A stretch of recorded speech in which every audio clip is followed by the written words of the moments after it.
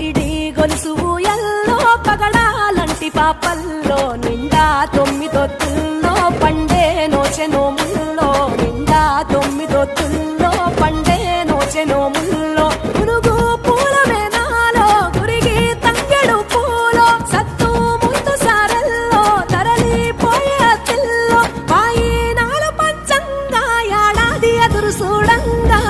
కొప్పులోని పువ్వమ్మ పాయి కాడి బొడ్డెమ్మ